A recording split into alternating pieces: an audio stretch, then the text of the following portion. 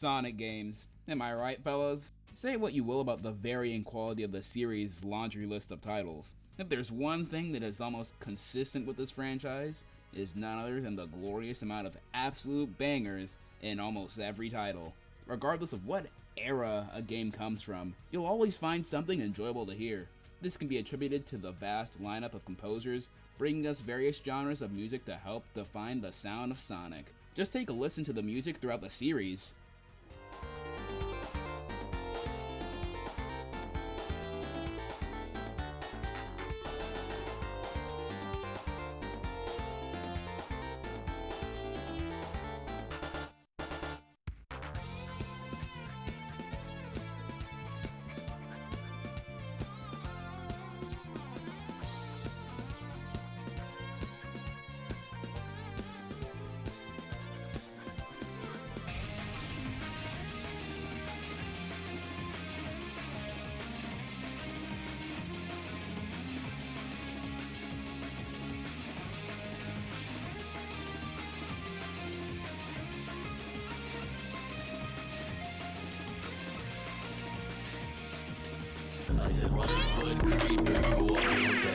Despite over 3 decades of the Hedgehog, there are a lot of individuals who have little to no light shown on them.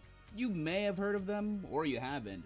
Or you may have even heard their music, but never knew the history behind these people responsible for these incredible songs. I'm going to be going over a handful of these underrated individuals, so welcome to the world of the Sonic composers that time forgot.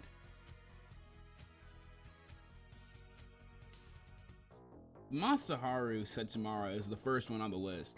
While he's primarily dabbled in sound design and sound effects throughout the franchise, he is credited for composing and arranging various songs, ranging from relatively obscure titles to some of the most popular games in the franchise. Let's go in order of release and see how his music evolved. Starting with Sonic Eraser. Yeah, you guys remember Sonic Eraser, right?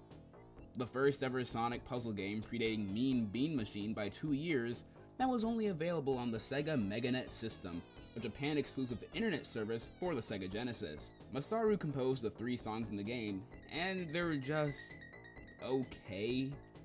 Eraser is most infamous for its song Versus Mode, with its loud gong just demolishing your eardrums. It has a good melody, but the instruments just kill it for me. The other 2 songs in the game are just overall decent. They have okay melodies, and unlike Versus Mode, don't suffer from the awful instruments, but there is a lot to be desired from the soundtrack.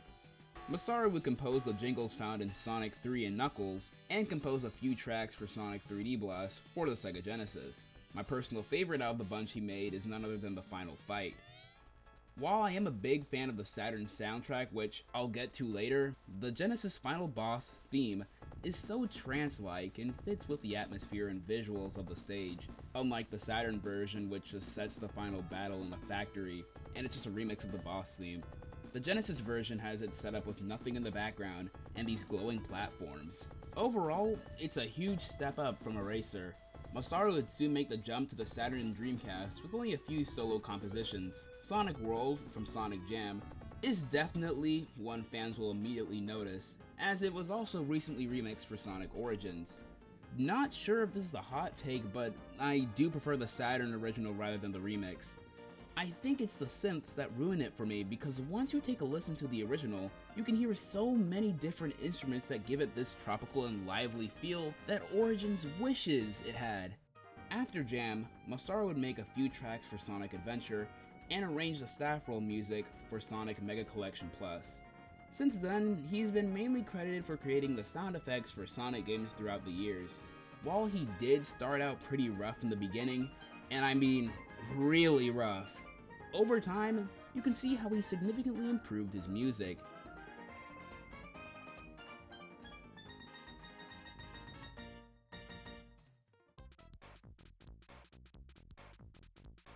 Up next is our only American composer on this list, Howard Drossin.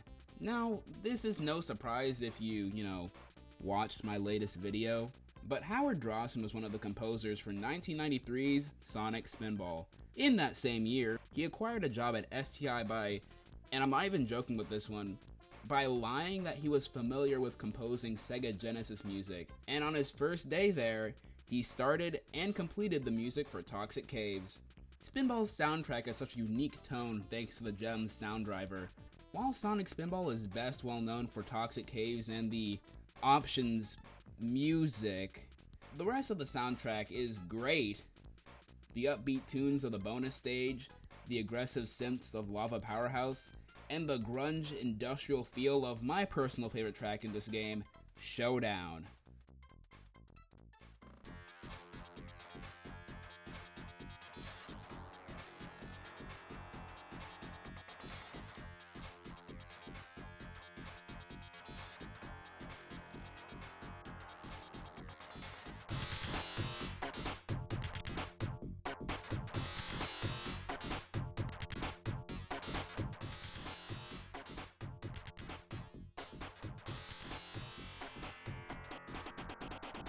In 1994, Drossin would create the title theme and Knuckles' theme for Sonic & Knuckles. These tracks would be remixed along with brand new music for the 1996 promotional album Virtual Sonic. While a lot of these tracks share no correlation to the series, there are some great tracks and it overall showcases Drossin's music prowess, as Virtual Sonic covers multiple music genres, hip-hop, rock, and the ambient tune of City in the Clouds.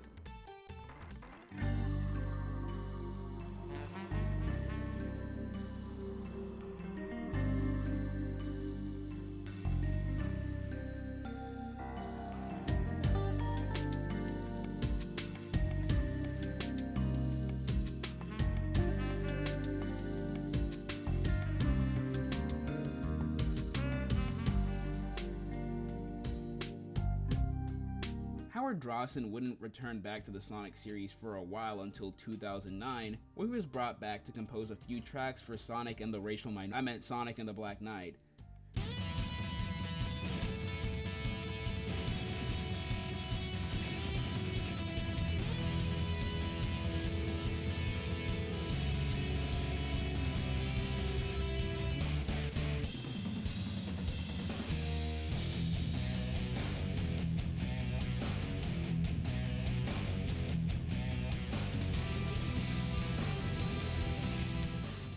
The blend of orchestral strings and the lead guitar really helped set the tone of the game with its medieval setting and upbeat energy that the Sonic series is pretty well known for.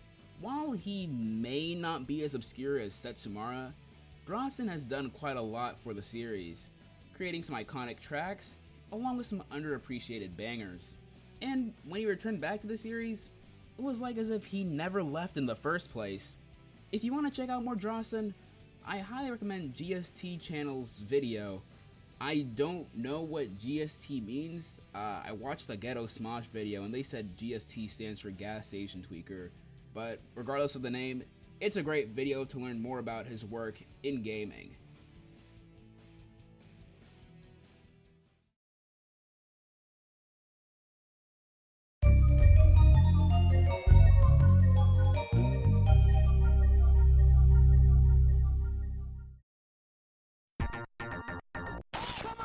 What's up with that? Y'all powers don't even smoke crack. What's up with that? Y'all powers don't even smoke crack. What's up with that? Y'all powers don't even smoke crack. What's up with that? Y'all powers don't even smoke crack. Here's a little something for the hustlers. Yeah.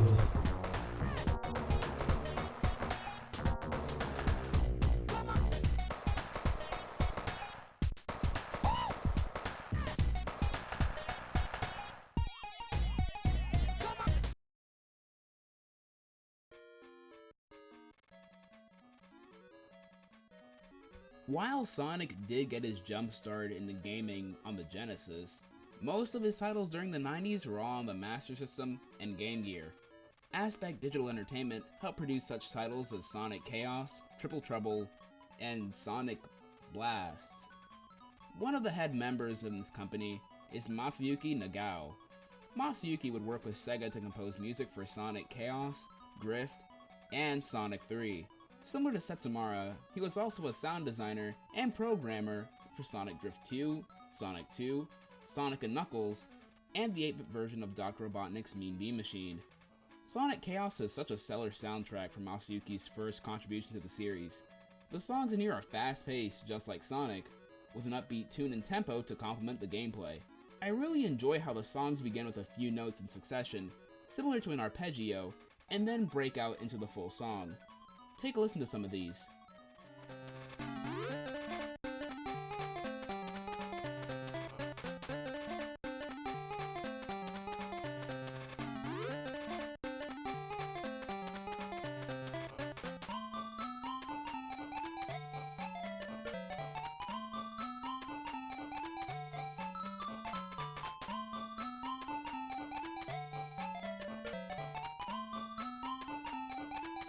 Sometime around 1993, Masayuki would debut on the Genesis with Mean Bean Machine, collaborating with others through the use of the Cube sound driver to create new tracks for the localized Puyo Puyo game.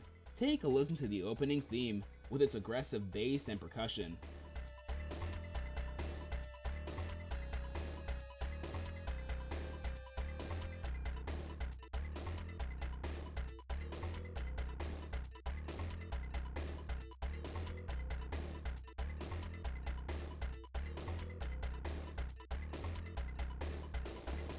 In 1994, he was brought along to make 2 songs for Sonic the Hedgehog 3 and Knuckles.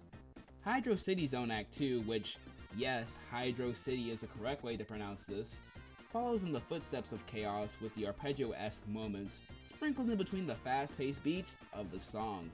And that was really it for Nagao on the series and his time at Sega. He was mainly credited for sound design and a few more titles up until 1995. It really goes to show you that regardless of what system the series decides to bless or stain, the people at Sega can really create some incredible songs for this franchise. But now, let us formally enter the world of CD audio with the final composer we'll be looking at today.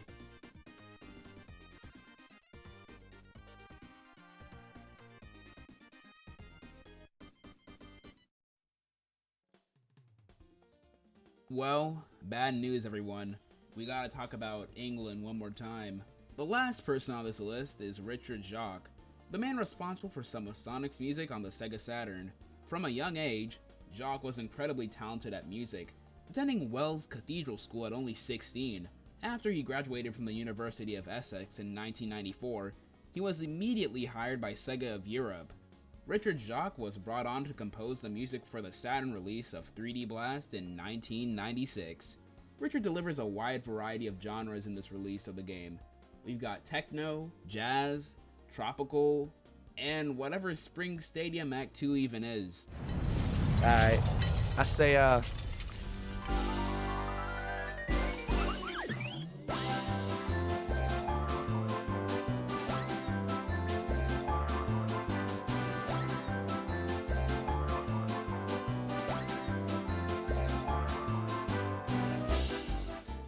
Fun fact, did you know that for the game Metropolis Street Racer, the song It Doesn't Really Matter is actually a remix of Green Grove Zone Act 2? Now you know.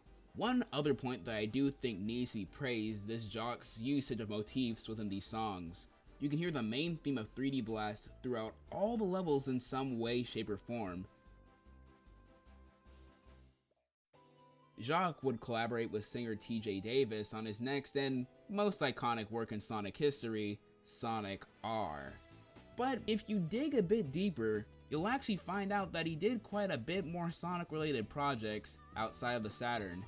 He's mainly been relegated to composing tracks for multiple Sonic spin-offs throughout the decade.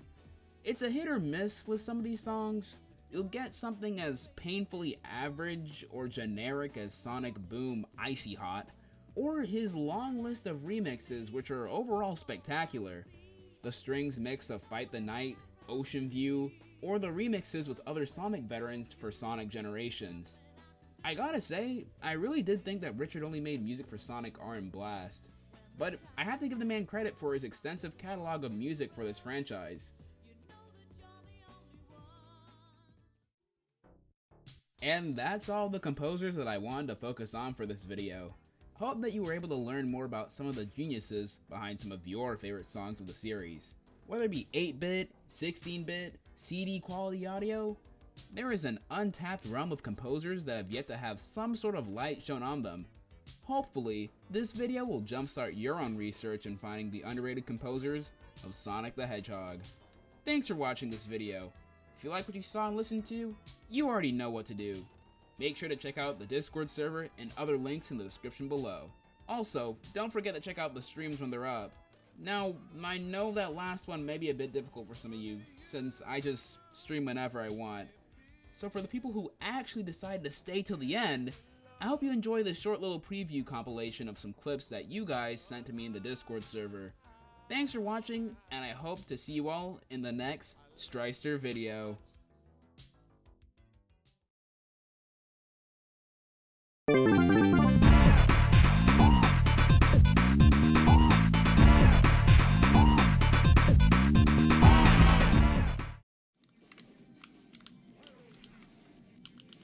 Okay, he's gonna revive, Get ready. Okay.